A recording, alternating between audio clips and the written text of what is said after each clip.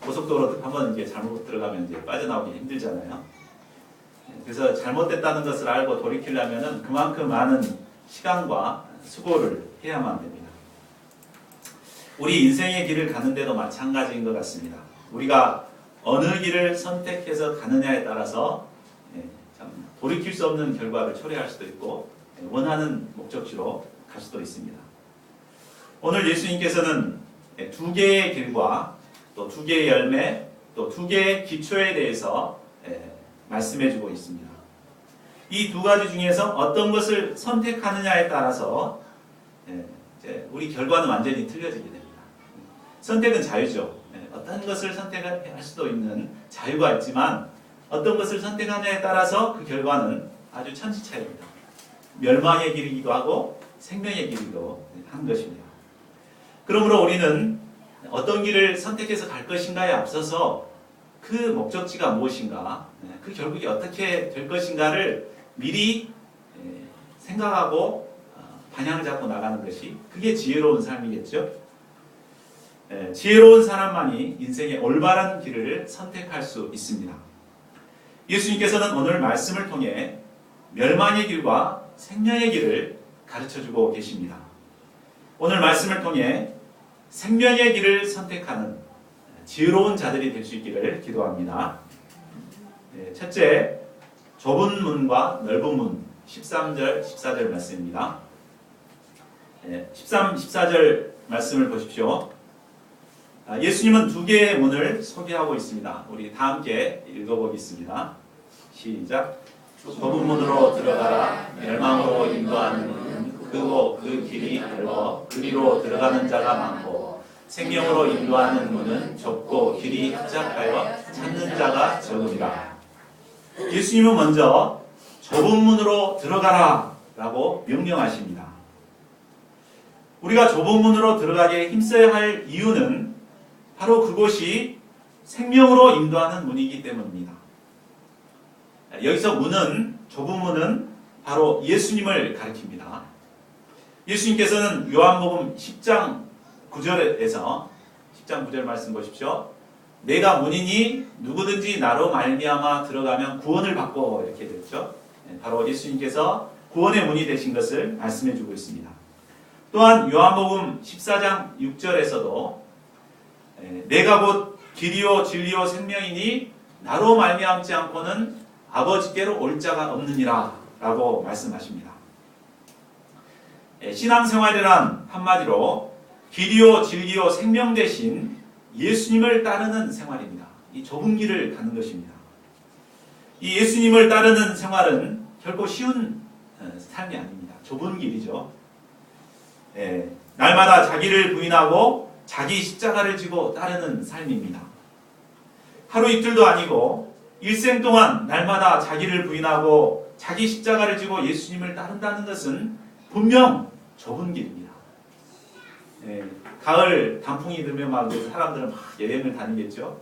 근데 우리는 주일날 이곳에 와서 예배를 드려야 되고 이 얼마나 참 좁은 길입니까? 놀러 가고 싶은데 그렇지 못하고 분명히 좁은 길임에 틀림이 없습니다. 이 길을 가려면 세상을 사랑하는 마음과 자기를 사랑하는 마음을 부인해야 합니다. 세상 가치관과 즐거움을 쫓아 살지 않고 하나님의 말씀을 쫓아 살아야 합니다. 때문에 이 길은 좁고 협착하여서 찾는 자가 그렇게 많지 않습니다. 사람들의 인기가 없습니다. 고독합니다. 그러나 이 길은 우리를 생명으로 인도하는 생명의 길이요 영광의 길입니다. 영원한 하늘나라의 소망과 또 세상 즐거움과 비교할 수 없는 영적 즐거움이 이 길에 있습니다. 반면 넓은 문은 어떠합니까? 넓은 문은 크고 그 길이 넓어 그리로 들어가는 자가 많습니다. 많은 사람들이 가기 때문에 고독하지도 않고 또 재미가 있어 보입니다. 대개 사람들은 많은 사람들이 가는 길로 가고자 하는 그런 심리를 가지고 있습니다. 때문에 운전하다가 잘못된 막 길을 잘 모르면 차가 많이 가는 데로 그냥 가버리게 되죠. 그게 심리적으로 그렇다고 합니다. 많은 사람들이 가는 곳으로 자신도 모르게 가는 이런 심리를 갖고 있습니다. 이런 심리를 이용해서 홈쇼핑 업체들은 뭐라고 그러죠? 매진 임박, 주문 폭주로 상담원과 연결되기가 어려우니까 ARS를 이용해달라 그렇게 하죠. 막 곧 주문 안 하면 그냥 막 이게 주문이 이제 막아져버리면 매진이 돼버릴 것 같은 이런 마음을 심어가지고 막 이렇게 주문을 하도록 이렇게 유혹합니다.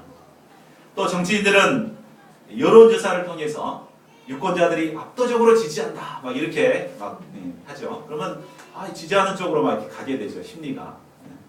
이렇게 해서 많은 사람들은 이 심리를 이용해서 이제 이용하는데 이것이 바로 많은 사람들이 가는 곳으로 가고자 하는 그런 심리를 이용한 것입니다. 사람들은 많은 사람들이 가는 곳이라면 최소한 손해는 안 보고 또 안전한 곳일 거라고 생각합니다. 이 때문에 사람들이 많이 가는 곳으로 자연스럽게 따라가게 됩니다. 신앙생활을 해도 조그만한 개척교회보다는 크고 사람들이 많이 몰리는 교회로 가고자 합니다. 그러나 사람들이 많이 간다고 그곳이 안전한 곳일까요? 13절을 다시 보십시오. 멸망으로 인도하는 문은 크고 그 길이 넓어 그리로 들어가는 자가 많다고 했습니다. 문이 크고 넓다는 것은 내 마음대로 살아갈 수 있는 자유가 있어 보이고 행복한 미래가 펼쳐질 것처럼 보입니다. 그래서 많은 사람들이 큰 문으로 들어가지만 그 결국은 멸망에 이르게 됩니다. 스마트 시대를 살아가는 요즘 현대인들은 대부분 편하고 쉬운 것을 추구합니다. 때문에 자기를 부인하고 자기 십자가를 지고 살아야 하는 신앙생활은 갈수록 인기가 없습니다. 신앙생활을 하더라도 부담 없이 편한 곳에서 신앙생활하고자 합니다. 그러나 지혜로운 자는 당장에 편하고 쉽고 부담이 없는 삶을 살기보다 그 결국이 어떠한가를 먼저 생각하며 결정하며 살아가는 자입니다. 만일 사람들이 인생의 결국을 생각하지 않고 살아간다면 어떻게 되겠습니까? 불법과 부정부패가 사라질 수 없을 것입니다. 결과를 예측하면은 범죄를 저지를 수가 없죠. 그러니까 이 결과를 모르고 지혜롭지 못하게 어리석게 이렇게 행동하니까 죄를 범하게 되는 것입니다. 아마 전두환 전 대통령도 추징금을 다 이렇게 물 수밖에 없다는 사실을 미리 알았더라면 자기가 그렇게 29만 원밖에 없었다고 그렇게 큰 소리를 뻥뻥 치진 않았을 것입니다. 그러니까 그 결국을 정확하게 알면 내가 어떻게 해야 될 것인가 이런 방향이 나오고 선택을 하게 됩니다. 그러나 안타깝게도 많은 사람들은 결과를 보고 멀리 내다보지 못하고 바로 눈앞에 있는 유익만을 쫓아서 멸망을 향해 달려가고 있습니다. 우리는 현재의 유익을 쫓아 넓은 길을 가기보다 비록 힘들고 어렵더라도 생명의 길을 가는 이런 지혜로운 자들이 되어야겠습니다. 저희는 개척 역사를 섬기는 개척교회요. 또 동역자님들 대부분은 교회와 멀리 떨어져서 살기 때문에 여기서 같이 동역의 역사를 이룬다는 것이 참 쉬운 일이 아닙니다. 3, 40분 차를 타고 와야 되잖아요. 기름값도 만만치 않잖아요. 근데 와서 여기서 이제 예배드리고 또 섬기는 일도 있고 할 때 이 일이 정말 고난의 길이고 십자가의 길인 것을 보게 됩니다. 적고 협착하여 참 오라고 초청을 해도 양들은 쉽게 오려고 하지 않습니다. 그러나 이 길은 분명 생명의 길입니다. 힘든 고난의 길이지만 장차 하나님께서는 우리의 모든 수고를 생명의 열매로 갚아주실 것입니다. 이 믿음을 가지고 지혜로운 생명의 길을 가는 지혜로운 자들이 되어야 되겠습니다. 둘째로 아름다운 열매와 나쁜 열매 15절에서 20절 말씀입니다. 예수님은 계속해서 거짓 선지자에 대해 경고하고 계십니다. 15절을 보십시오. 거짓 선지자들은 양의 옷을 입고 나오지만 속에는 노략질하는 이리가 숨어 있습니다. 거짓 선지자들은 겉으로는 순한 양처럼 아주 부드럽고 온유한 모습으로 살짝 이렇게 다가오지만 그 내면은 노략질하고 빼앗고자 하는 불순한 의도로 접근하는 것입니다. 노략질이란 말은 여럿이 떼를 지어다니며 재산을 빼앗아가는 것을 말합니다. 이단들은 하나님의 백성들을 노략질하기 위해서 여러 명이서 거짓의 탈을 쓰고 유인하여 미혹시킵니다. 대표적인 사람들이 바로 신천지 이단들이죠. 그들은 우연을 가장한 속임수로 접근을 합니다. 그래서 가장 친한 친구처럼 이렇게 딱 다가와서 차 한잔 마시자고 이렇게 하죠. 근데 차를 마시고 있으면 우연히 그냥 아는 사람을 만나게 되고 또 그 사람이 그 전도사고 이런 사람이에요. 그래가지고 말씀 공부하는데 좋은 자연수가 있으니까 가자 이렇게 유혹을 합니다. 근데 가서 보면은 처음 공부하는 사람처럼 막 이렇게 사람들이 모여 있는데 그 사람들도 다 이제 신천지 이단들이죠. 그래서 그들이 바람잡이 노릇을 해가지고 이렇게 미혹시키고 이렇게 합니다. 얼마 전에 우리 박연수 목사님 딸이 이런 일을 당했습니다. 가장 친했던 친구가 1년 만에 그 신천지에 그냥 넘어가가지고 자신을 유혹하고 그래가지고 그 친구에 대한 배신감 때문에 하루 종일 울었다고 했습니다. 많은 신자들이 이런 식으로 유혹을 받아서 신천지 이단 사상에 미혹되어 가고 있습니다. 그런데 이단의 유혹에 넘어가 미혹의 영에 사로잡히게 되면 그 사람 역시도 사단의 종이 되어서 성도들을 노략질하는 이리로 전락해버리게 됩니다. 참으로 무서운 일입니다. 그러므로 우리는 양의 탈을 쓰고 유혹하는 이런 거짓 선지자들의 유혹에 미혹되어서는 안 되겠습니다. 그러면 우리가 어떻게 거짓 탈을 쓰고 우리를 유혹하는 거짓 선지자들을 분별할 수 있을까요? 우리 16절을 같이 읽어보겠습니다. 시작. 그들의 열매로 그들을 알지니 같은 나무에서 포도를 또는 엉겅퀴에서 무화과를 따겠느냐.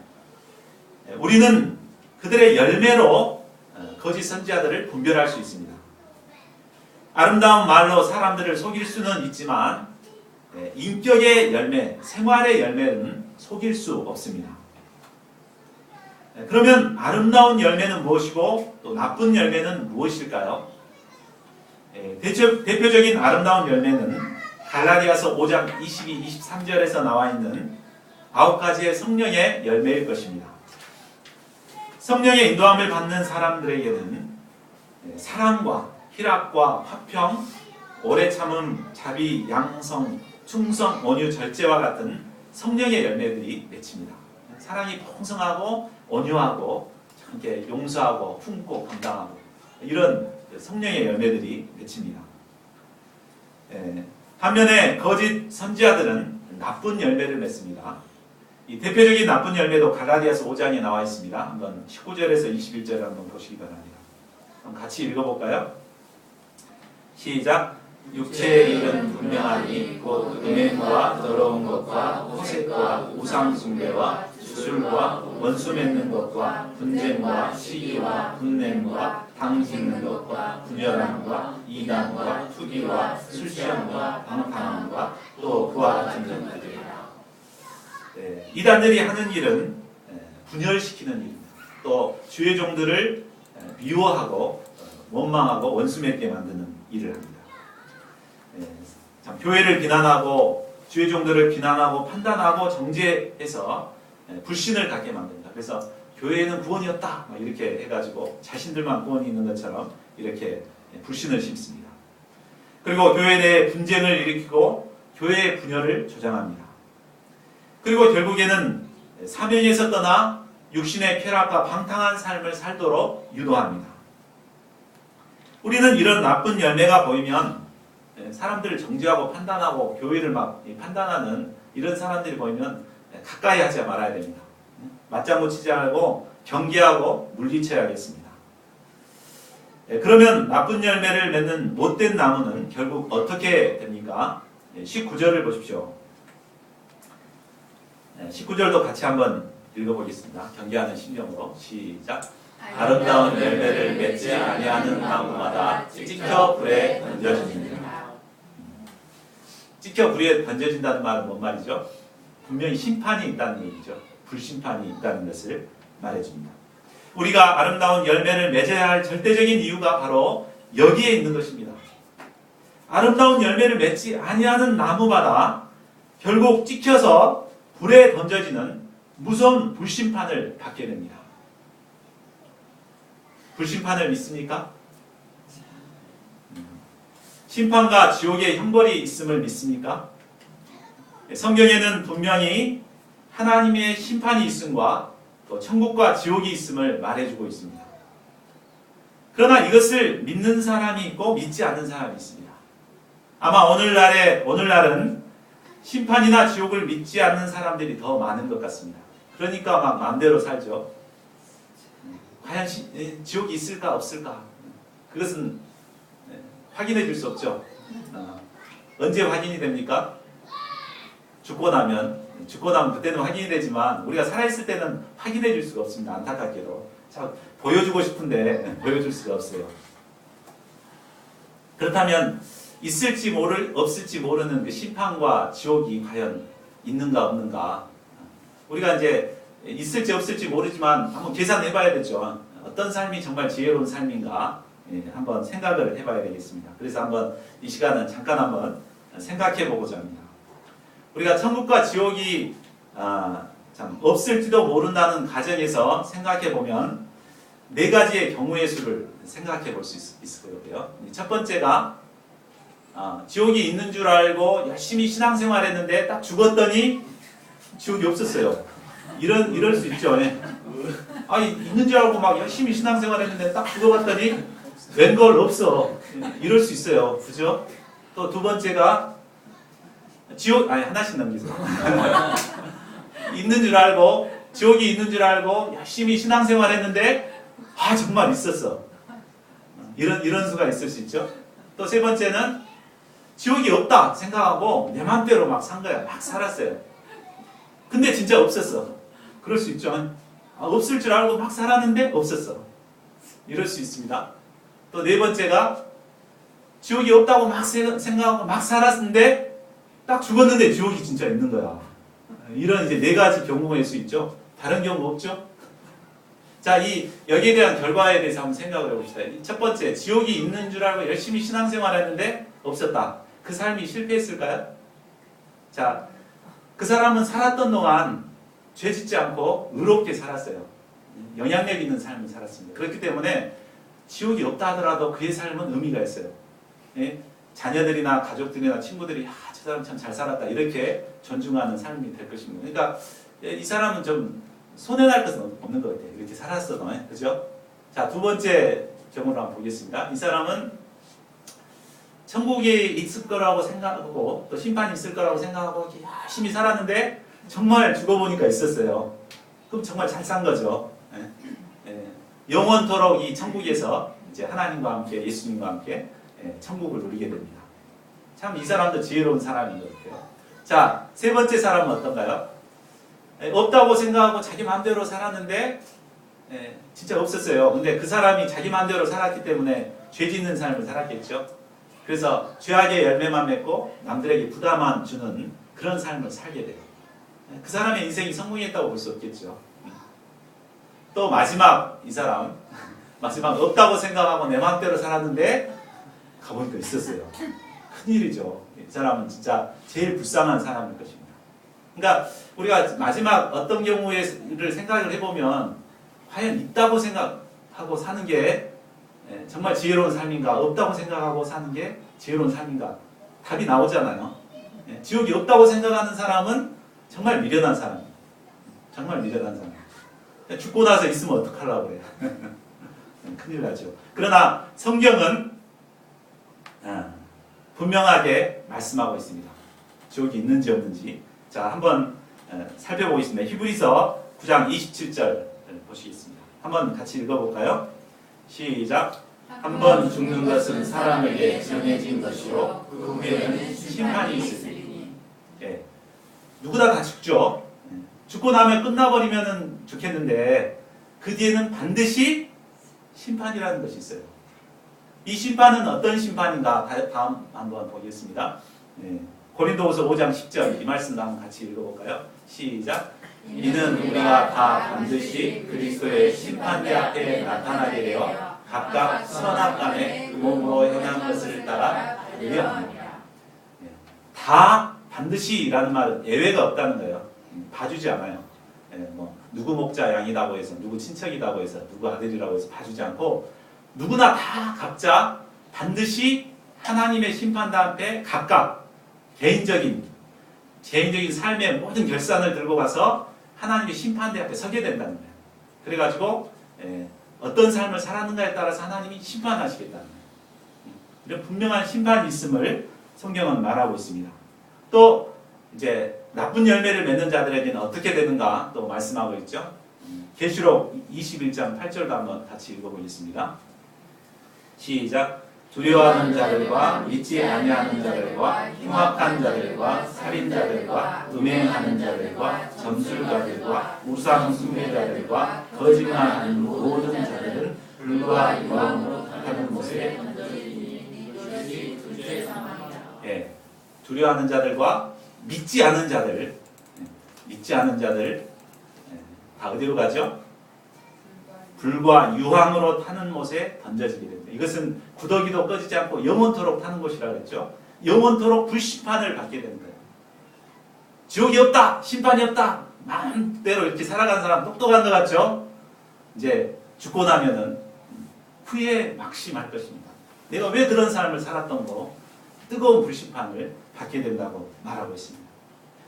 이처럼 하나님께서 분명히 말씀하셨음에도 불구하고 심판이 없다, 지옥이 없다고 생각하며 살아가는 자들은 참으로 미련한 자들입니다.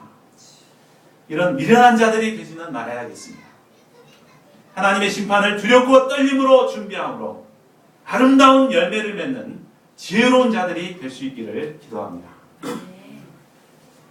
그러나 솔직히 우리의 삶을 돌아보면 아름다운 열매를 맺기보다는 나쁜 열매를 맺고 살아갈 때가 많음을 고백하게 됩니다. 참 마음으로는 원수도 사랑하고 온유함을 품고 섬기고 싶은데 그놈 얼굴만 보면 그냥 미운 감정이 솟구치고 원망과 불평이 생깁니다. 이는 우리가 결코 좋은 나무가 아니라는 것을 말해줍니다. 죄를 범한 인간은 본성이 부패해서 쓸모없는 열매만 맺는 돌 감람나무에 불과했습니다. 그러면 이런 우리가 어떻게 좋은 나무가 되고 좋은 열매를 맺을 수 있습니까? 좋은 나무가 되려면 근본적으로 회개하고 성령으로 거듭난 새 사람이 되어야 합니다. 또 좋은 열매를 맺기 위해서는 지난 일강에서 배웠듯이 참 포도나무 대신 예수님에게 거하면 됩니다. 그럴 때 우리는 아름다운 열매, 풍성한 열매를 맺는 삶을 살게 됩니다. 저희 모두가 참 포도나무 대신 예수님을 통해 저의 죄악된 본성이 변화되고 아름다운 열매를 맺는 좋은 나무들이 될 수 있기를 기도합니다. 셋째로 반석 위의 집과 모래 위의 집 21절에서 27절 말씀입니다. 예수님은 우리가 예수님의 말씀을 듣고 그저 즐기기만 하고 실제 생활에서 행치 않을 위험을 보셨습니다. 사실 예수님의 말씀은 은혜로운 말씀이기는 하지만 실천하기는 굉장히 부담스러운 말씀이죠. 실천하기가 정말 어려운 말씀이기 때문에 우리는 주여 주여 하고 지내기 쉽습니다. 그러나 21절을 보십시오. 예수님은 주여 주여 하는 자마다 천국에 다 들어갈 것이 아니요 다만 하늘에 계신 내 아버지의 뜻대로 행하는 자라야 들어가리라고 하십니다. 주여 주여 하는 자들은 입술로만 신앙생활하기 때문에 입술만 천국에 갈 자들입니다. 이런 자들도 22절에서처럼 주의 이름으로 선지자 노릇을 하고 주의 이름으로 귀신을 쫓아내고 주의 이름으로 많은 권능을 행할 수도 있습니다. 그러나 이들은 예수님과 아무런 관계성이 없이 자기 영광을 위한 신앙생활을 했던 자들입니다. 예수님은 이런 자들에게 말씀하십니다. 23절을 보십시오. 그때 내가 그들에게 밝히 말하되 내가 너희를 도무지 알지 못하니 불법을 행하는 자들아 내게서 떠나가라 라고 말씀하십니다. 그러면 천국은 과연 어떤 자들이 들어갑니까? 예수님의 이름으로 귀신을 쫓아내고 막 그런 능력 있는 삶을 살았던 자들이 들어갑니까? 아니죠. 오직 아버지의 뜻대로 행하는 자들만이 들어가게 됩니다. 21절 하반절을 다시 보십시오. 하늘에 계신 아버지의 뜻대로 행하는 자가 천국에 들어가게 됩니다. 하나님 아버지의 뜻대로 행하는 자는 부족하지만 하나님을 사랑하고 믿음으로 하나님을 기쁘시게 하고자 몸부림치는 자들입니다. 자기의 뜻보다 하나님의 뜻을 앞세우고 살아가는 자들입니다. 이런 자들은 날마다 자기를 부인하고 자기 십자가를 지고 예수님을 배우기에 힘씁니다. 무엇을 하든지 하나님의 말씀에 순종하기에 힘쓰는 자들입니다. 하나님은 이런 자들을 기뻐하시고 축복하십니다. 24절에서 27절을 보십시오. 예수님은 말씀을 듣고 행하는 자와 행치 않은 자가 어떤 자와 같은가를 비유로 말씀해 주고 계십니다. 말씀을 듣고 행하는 자는 그 집을 반석 위에 지은 지혜로운 사람과 같습니다. 이런 자는 평소 말씀을 공부할 때 문제의식을 가지고 깊이 생각하고 또 말씀을 실생활에 적용시켜서 인생관과 가치관을 확립하기에 힘씁니다. 말씀을 순수하게 받고 그 말씀 앞에 회개하고 말씀 앞에 살고자 애를 쓰는 자들입니다. 무엇보다 예수님을 사랑하고 예수님의 형상을 닮아가기에 힘쓰는 자입니다. 이런 자는 보이지 않는 가운데 인생의 기초를 견고히 쌓고 그 내면은 점점 변화되어 어떤 시련도 감당할 수 있는 영적인 거목으로 성장하게 됩니다. 그러나 같은 말씀을 듣고도 행치 않은 자는 그 집을 모래 위에 지은 어리석은 자와 같습니다. 이런 자는 말씀 공부를 하되 또 주일 예배 말씀을 듣되 형식적으로 듣고 말아버립니다. 말씀에 인생의 기초를 쌓기에 힘쓰기보다 자기 생각을 기초로 인생의 집을 쌓아갑니다.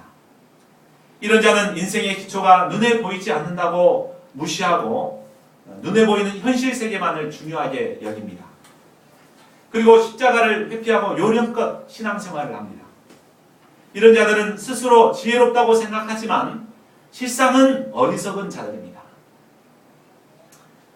기초를 반석 위에 두었는지 모래 위에 두었는지 평소에는 알 수가 없습니다. 그러나 비가 내리고 창수가 나고 바람이 불면 그때 비로소 알 수 있습니다.